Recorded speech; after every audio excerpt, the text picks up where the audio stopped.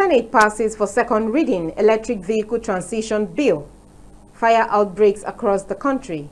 House of Representatives intervenes, seeks permanent solution. Also in the news, Ogun State House of Assembly threatens to pass vote of no confidence on the State Ministry of Works and Infrastructure over lack of effective supervision. Good evening and thanks for joining us on NTA Parliamentary News. I am Ene Ojonugba. Senate is pushing for the promotion of green mobility in Nigeria as it passed for second reading bill that seeks transition to electric vehicles. The proposed legislation, sponsored by Senator Orji Uzor Kalu, seeks transformation of the automobile and energy sectors through partnerships, innovation and technology transfer. The bill is essential to Nigeria's future in transportation and energy. And of course, in addition to the transition from fossil fuel, he's also looking at creating a lot of employment opportunities and also encouraging vehicle manufacturing for those who are already in. Like, I don't know whether Innocent Motors. The House of Representatives has rescinded its decision to suspend plenary until local contractors get outstanding payments for projects already executed. National Assembly correspondent Mitare Ikpen reports that House spokesman Akin Rotimi communicated the recall of members after the turn of events at Tuesday's plenary. Gaining access into the National Assembly complex was an ordeal on Tuesday morning as local contractors protested delayed payments for projects they have executed.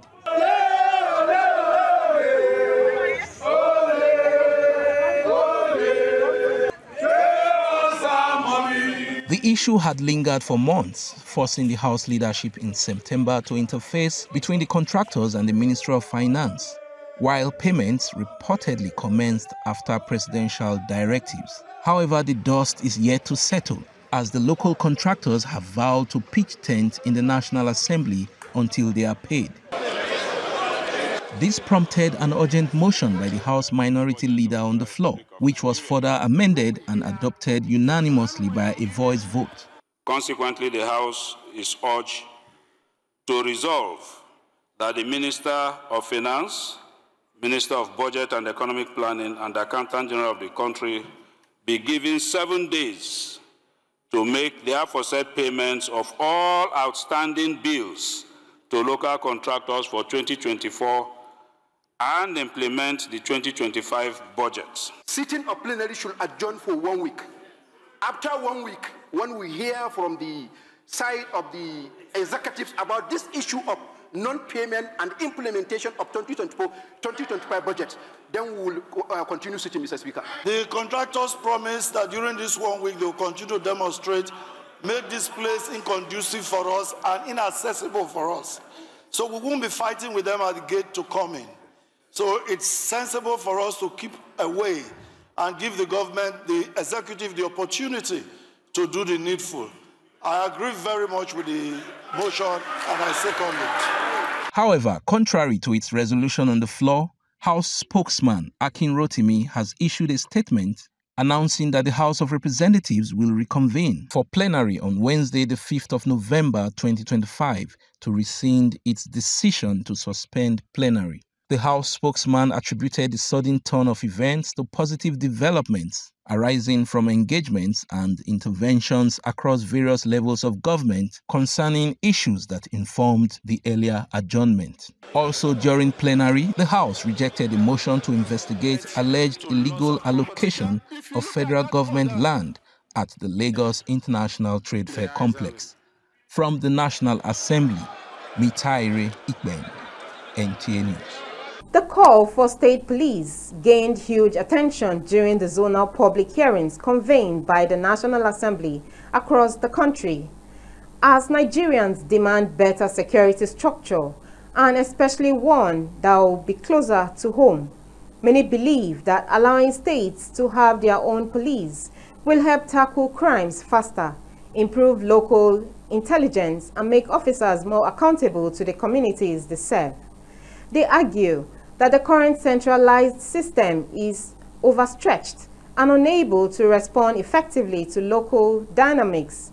Others worry that some governors might misuse state police for political control or intimidation. They insist on strong laws and oversight to keep the system professional. We have a former member of the House of Representatives and member of the Constitution Amendment Committee in the 8th Assembly, Aminu Shehu Shagari, who will be speaking on the proposed law for the establishment of state police. Thanks for joining us. You're most welcome. Thank you so much. The National Assembly is currently carrying out constitution amendments. State police is a major issue. What is your take on that? The creation of state police, in my own view, is very, very much desired. In fact, it's long overdue because we've been having serious security issues, and we've tried almost everything. And I think it's high time, you know, we try this state police. We're having them anyway in various forms of, like, you have the Amotekun in the south, and you have the Yansakai and civilian JTF and all that. I think all this can be, you know, formalized into state police, and I'm sure it will be the better for it. One of the major criticisms against state police is that state governors would turn it into a weapon against opponents and perceived enemies. Are you not bothered about that? Yeah, well, that's a fear that has always been, that people are always talking about. But if a state governor wants to use police as it is now to witch hunt perceived opponents or whatever, they can still do it anyway, because we've seen state governors, you know, using police to stop even some opponents from landing in their airports, you know. So it's something. The fear is there, but it can be. There are ways that you can go around it, you know. I feel if you create state police in such a way that you make other ranks, so to speak, like from inspector down to be locals, then you make the seniors from maybe ASP upwards to be federal police. Then that way you have the zeal for the locals to protect their own, and then they know the terrain very well. And then the seniors who are now should be better informed and who are now seniors to the other ranks can now control them.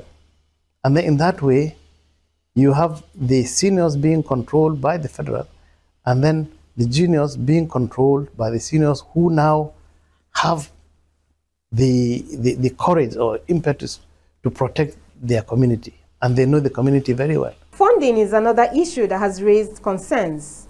Do you think states can cater for the financial requirements? The funding really will be an issue. You know, training, equipping them is not a small matter. But again, if you look at it, the state governors are doing it anyway. The monies they expend on their local security outfits, and then the help that they render. I heard Governor Tambuwal saying during his time he bought more than 600 vehicles for the military.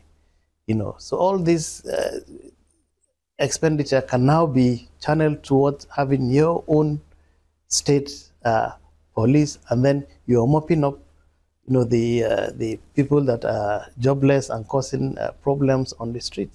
So I think it's a win-win situation for everybody. You were a member of the Constitution Amendment Committee in the 8th Assembly. What did you do differently for the ease of the process? Well, during my time during my 12 years in the National Assembly, we've always been having one constitutional amendment or the other. The first two, in the 6th and 7th Assembly, they never saw the light of day because of problems that we had. But we were always coming up with more innovative ways to make the process seamless or easy. Like we learned that during the time of President Goodluck Jonathan, in the 7th Assembly, we had one lump bill, Constitution Amendment Bill. So when he didn't assent to it, all the other good things that we, passed, that, were not assented to because of, some other things that Mr. President didn't like. So we now broke it into each bill to stand by itself, which this now we now experienced during President Buhari's tenure. Then we now have the problem of him picking and choosing the bills to assent to when he felt like. So this is another problem, So he was treating problems as they arise and then signing it as if, it was his own making. Now, and some of these laws need to be passed, time was of the essence for them to be passed. And then those that he didn't sign, expired by a fraction of time because another regime now came in. Thank you for your time. Nice, thank you for having me. We now take a break. The news continues shortly. Stay with us.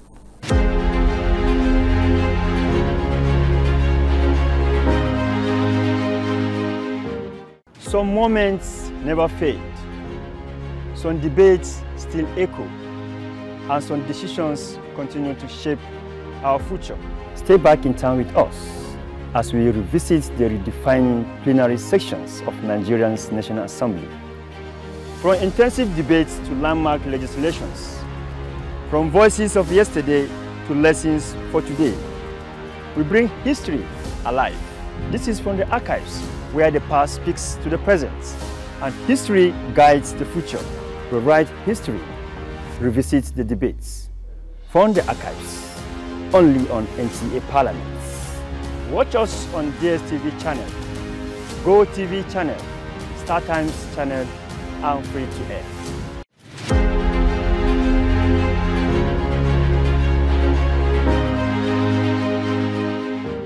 Thank you for staying with us.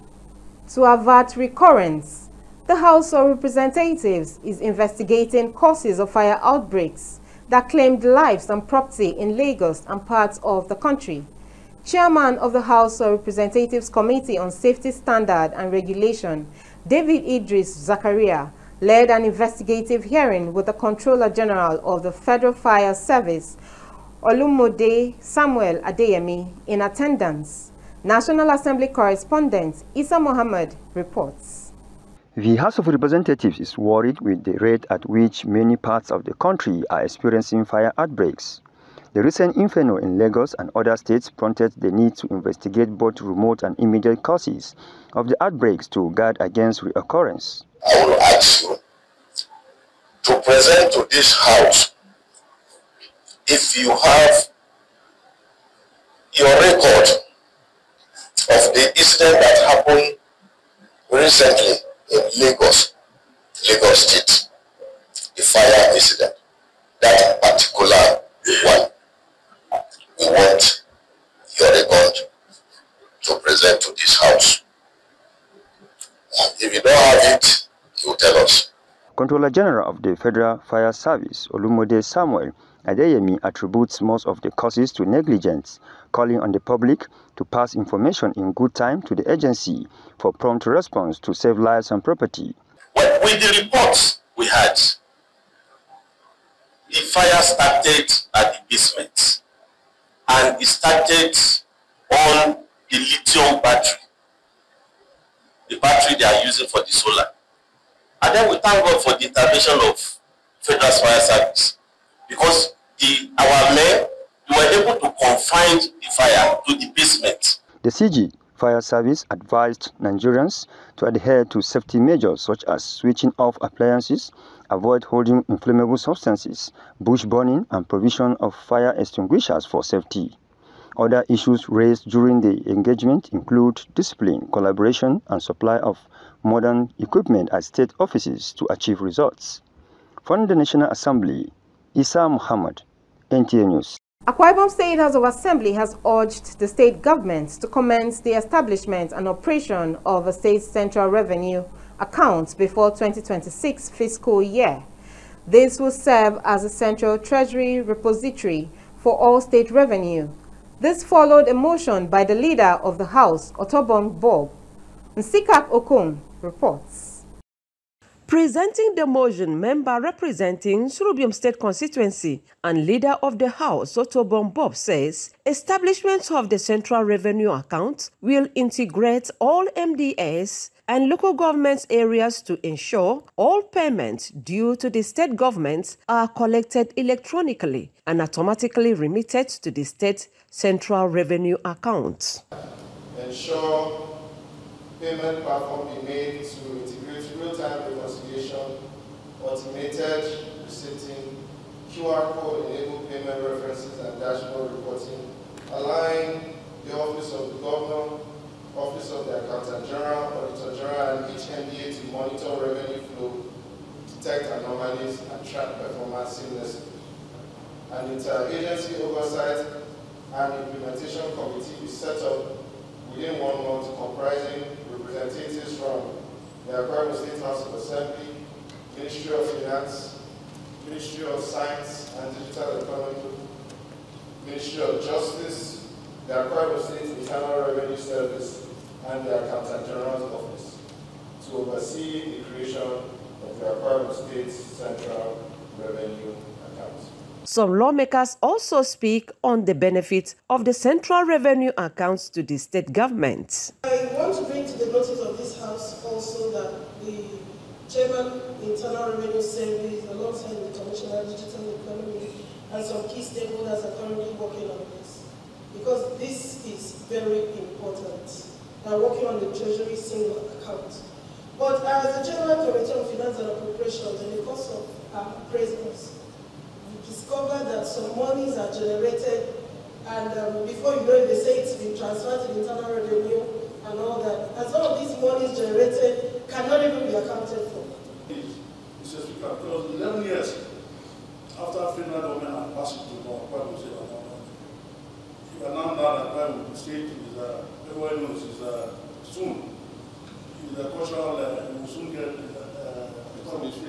state of culture, soon start in Akwa Ibom State. I think all this should have the revenue being paid individually. If anyone wants to pay, it will help us. It will stop leakages in NTA. So I want to thank you. Mr. Speaker, the motion is very important, and I feel that this House, members of this chamber, should rise to their feet to give this motion maximum support. Thank you, Mr. Speaker. Speaker Akwa Ibom State House of Assembly Udemotong directed the clerk of the House to communicate the resolution of the House to the State Governor Omoyeno. Meanwhile, a bill for a law to provide for the establishment of administration and payment of retirement benefits to members of Akwa Ibom State House of Assembly to ensure contributory, transparent and sustainable pension reform Act 2014, an international best practice, and for related matters passed through first reading and was referred to House Committee on Rules, Business and Ethics for rescheduling. Nsikak Okon, NTA News. Ogun State House of Assembly has threatened to pass a vote of no confidence on the State Ministry of Works and Infrastructure over lack of effective supervision of contractors handling road projects across the state. This was during an engagement between the commissioner and contractors handling the reconstruction of Abeokuta-Lagos Highway at the Assembly Complex in Abeokuta. Yemi Dalemo completes the reports. The Commissioner for Works and Contractors handling the reconstruction of the Lagos-Abeokuta Expressway was summoned to the House over the slow pace of work and the continued agony of road users plying the expressway. The Speaker and lawmakers in their inquiry queries lack of proper coordination that can ensure smooth traffic during the construction exercise. Engaging the State Commissioner for Works and Infrastructure, lawmakers blamed the ministry for lack of effective monitoring and supervision of contractors handling road projects across the state, a situation which generated into a heated argument.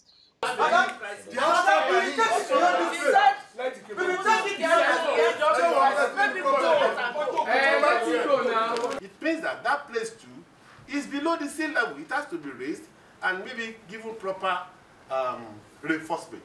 So this is my own personal survey. And what minority leader have just said now, I would have said it should be the next thing. It depends on the response of the commissioner that will now tell us on the next move, on the next thing to do. Because that Lagos-Abeokuta Express Road, I don't know what is happening on that road. Unless we want to deceive ourselves, unless this house want to disappoint the people that voted us in, that we won't pass vote of no confidence on the Ministry of Works, because they are busy doing nothing on Ogun Road. No complaint of paucity of fund. What I see here is that the Ministry of Works, which is supposed to be the supervising ministry, has failed woefully, totally in discharging their duties. Instead of spending just 1 hour, I spend 2 hours every day. That's one thing also we accept is when say supervision, I take responsibility for that. And which was correct, which was correct that people are all over the place supervising site engineers. And to avoid that, what is done is for each project we have, internally we have WhatsApp group, so I can monitor everything going on. You need to bear with us a little more, please, and especially on the coming dry season. 24/7, we have a plan to attack everywhere. So everywhere will be. Our people will not spend. The lawmakers equally resolved to constitute committee of stakeholders to carry out palliative works on Adaton Ashiru Ushiele Ibadan Road following the pains of students of Federal University of Agriculture FUNAB and Federal College of Education and other road users who threatened showdown with government on the deplorable conditions of the road. We may have to appoint a committee that will work on it, and we can start as early as possible. So I'm committing at least the ministry to provide whatever machinery, the grader, to move the equipment around, and if we can get enough, also we roll it. The Speaker, Oludaisi Elemide, advised them to exercise more patience as palliative measures will soon commence on the road and to report illegal construction that could affect the current efforts of government on the road. In Abeokuta, Yemi Dalemo, NTA News. Towards improving comprehension and academic performance among students in basic and post-basic schools, the Kano State House of Assembly is considering a private member bill titled Kano State Hausa Language Instruction Enforcement Bill 2025 from Representative Musa Aliyu Kachoko of Takai constituency. Samira Hamisushira reports that 4 other motions were adopted during Tuesday's plenary. During the plenary, sponsor of the bill, Musa Ali Kachoko, explained that the rationale behind the Kano State Hausa Language Instruction Enforcement Bill 2025 is to bridge the learning gap among students, particularly issues related to exam failures, school dropouts, and other parameters that undermine educational development in the state. Similarly, the House has adopted a request presented by Zakaria Nuhu for the establishment of a College of Agriculture in Gabasawa local government area. On motions, the House has adopted 2 for the construction of roads in Garum Malan and the Wankyunkudu local government areas. The House also supported the renovation of Juma at Masjid located at Saji Gidan Sarki in Ranul. That's our package this evening. You can follow us for news updates on our social media handles showing on your screen. Thanks for watching and do have a great evening. I am Ene Ojonuba. Bye for now.